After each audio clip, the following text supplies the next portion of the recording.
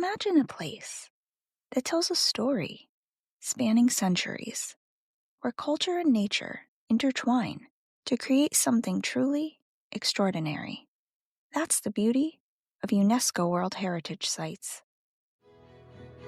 I'm Abigail, and this is Global Treasures, the podcast that covers the history, travel tips, and legends surrounding one of the 1,223 World Heritage Sites each episode. These places have been identified as having universal cultural or natural significance that is so exceptional that it transcends national boundaries and is of importance to present and future generations. Welcome to the official start of Season 3, where we'll explore the 27 sites that UNESCO added in 1980 together. Thank you for listening to the podcast. I appreciate all of your support. Please be sure to subscribe at Apple Podcasts, Spotify, Podbean, or your favorite platform, and leave a 5-star review if you like what you hear. You can also follow us on TikTok and Facebook for updates when we drop new episodes. Finally, please be sure to tell your friends about us if they love travel and/or history as well. Near Ethiopia's northern border, located amid the rough landscape, lies the ancient ruins of Aksum. Dating from the 1st to the 13th century AD, Aksum was once the vibrant center of ancient Ethiopia, serving as the supreme power between the Eastern Roman Empire and Persia. Roaming through Aksum today, one finds themselves faced with marvelous feats of engineering and craftsmanship, such as colossal monolithic obelisks, carved with an eye for detail. In the 6th and 7th centuries, the majestic stone penetrates the sky, telling a story of a civilization that prospered. The massive stela, stone slabs erected as a monument, stand adjacent to royal tombs and the remnants of castles. Stela usually have text or pictures that tell a story carved into them, serving as a reminder of a former era. These were erected primarily between the 1st and 8th centuries, when Aksum represented extensive wealth and authority within the country. Even though Aksum was no longer politically relevant after the 10th century, it continued to be a place of coronation, where Ethiopian emperors would be crowned, and a place of deep importance and tradition to the people of Ethiopia. The Kingdom of Aksum was a central link within the ancient world, located at the junction of 3 continents: Africa, Arabia, and the Greco-Roman world. This key location permitted it unprecedented command over trade routes. Aksum's influence stretched far and wide across a wide area of the Tigray Plateau, controlling the profitable ivory trade within Sudan, while its large fleet of ships dominated the Red Sea, securing its economic and political success. Inscriptions etched into stone slabs at Aksum are of vast historical significance. These crucial texts are in multiple languages, the first being Greek, which was adopted as the common language of the Hellenistic world.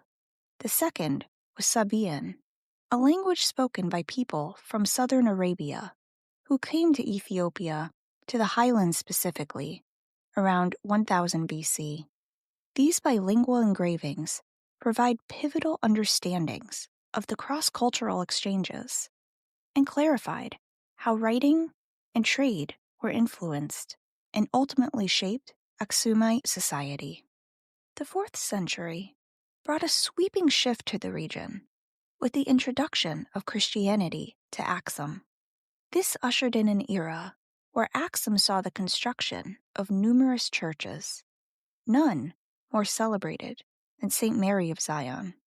For those fascinated by mysteries and legends like I am, St. Mary of Zion holds an exceptionally riveting claim. It's believed to have once housed the Ark of the Covenant. For those unfamiliar with the 1981 film Raiders of the Lost Ark, starring Harrison Ford as none other than Indiana Jones. A quick description of this ancient artifact is required. The Ark of the Covenant has been described as a solid gold, elaborately decorated chest. According to biblical accounts, it contains the tablets of the law on which God delivered the Ten Commandments to Moses. The book of Exodus also stated it held the walking sticks used by Moses' brother.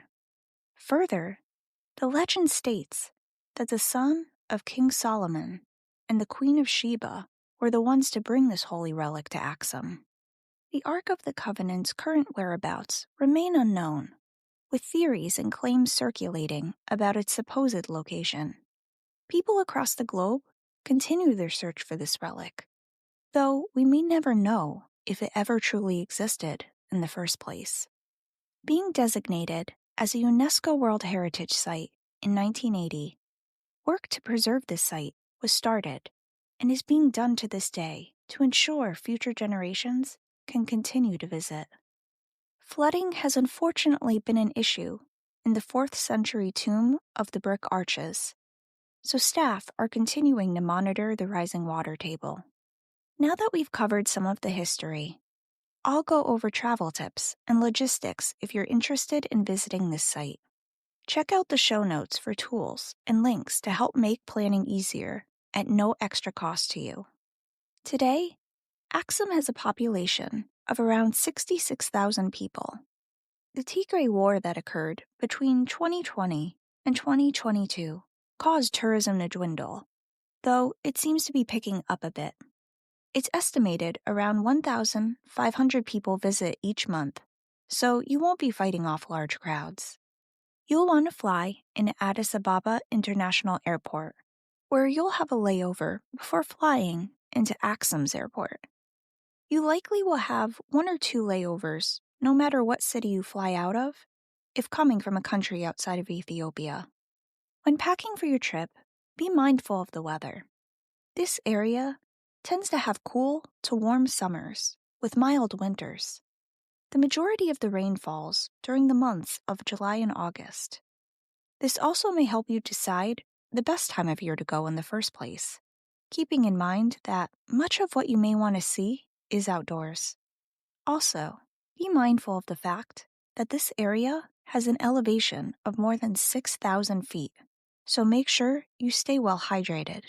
Bring water purification tablets, or make sure you're budgeting to buy bottled water. You'll want to brush your teeth with it as well, depending on where you're traveling from. So, you can navigate this site independently or take tours. You'll have options for tours that will take you to both Aksum and Simeon National Park, which is another breathtaking UNESCO World Heritage Site that we covered previously. Simeon is the largest national park located in Ethiopia and is home to Ras Dashan, the tallest peak in the entire country. You can take a listen by going to episode 10 of season 1 if this is of interest. However, if you just want someone to guide you for the day, you can find a local tour guide who speaks English, as Amharic is the official language. A good guide will know the detailed history of the site as well. And neither option is over-the-top expensive by any means. And if you want to navigate Aksum independently, or again, just do a single-day tour, you may want to consider flying to Aksum just to see the site, stay one night, and fly back to Addis Ababa. Aksum has more limited hotel and restaurant options, while Addis Ababa, being the capital, has hundreds of restaurant options. There are also a wider variety of hotel and homestay options. Plus, it's only an hour-and-a-half flight between airports, and one-way tickets are inexpensive. If you aren't renting a car and rely on taxis, make sure to ask your hotel for recommendations and have the name of your hotel written on a piece of paper or text it or email it to yourself, written in the local language, just in case you get lost. So why do I recommend a flight? I don't recommend taking a bus between Aksum and Addis Ababa, As the ride takes a full day, it's definitely not the most efficient use of your time. I also don't recommend renting a car, because while city roads are more likely to be paved, rural roads can be problematic. So, back to the site. Going to the Church of Our Lady Mary of Zion is free, but the museum inside has a small fee associated. You can buy a combination ticket for the Northern Stela Park and other places of importance. If you can, you'll want to try to see the obelisk of Aksum, which was removed by the Italian army in the 1930s and wasn't reinstalled until 2008. You can also see King Ezana's stela and the Ezana stone, which is often compared favorably to the Rosetta Stone. King Ezana's stela is the largest and believed to be the marker for underground burial chambers, specifically for the royal class. This is notable because this practice was discontinued when Christianity was adopted. Also, keep in mind, when you're admiring the beauty of the church, that it's been destroyed and rebuilt more times than I can count. Please note that the Tomb of the Brick Arches, which I mentioned before, is currently not open to the public due to issues with the structural integrity from all of that flooding. I also was asked if any portion of the film Raiders of the Lost Ark was filmed here, or if there are any tours for fans of the Indiana Jones series. The answer is no. The movie wasn't filmed here, nor could I find any related tours. Finally, I want to wrap up by talking about the food. Caffeine lovers, such as myself, will be happy to hear that coffee is a key part of Ethiopian culture. Ethiopia is one of the world's largest producers of coffee, with it being its number one source of export revenue. Coffee beans from the Harar region are known for having fruity notes. You can even participate in coffee ceremonies or coffee tasting tours. This will give you the opportunity to try coffee from different regions and see the process of how coffee goes from bean to bag. Coffee is an important part of Ethiopian heritage, and a sense of kinship is often built over a steaming cup of that bitter goodness. Aksum is a testament to the societal and political power of ancient Africa. It was not only the hub of early Christianity, but a center of economic trade and a culture of remarkable transformation. Aksum continues to be a beacon, highlighting Ethiopia's historical importance to world history. Join us for our next episode, where we will explore Al-Qala of Beni Hamed, located in Algeria. This is an archaeological site that is an authentic fortified Muslim city and contains the largest mosque in Algeria. Until then, keep exploring, keep wondering, and keep treasuring the remarkable diversity of our world's heritage.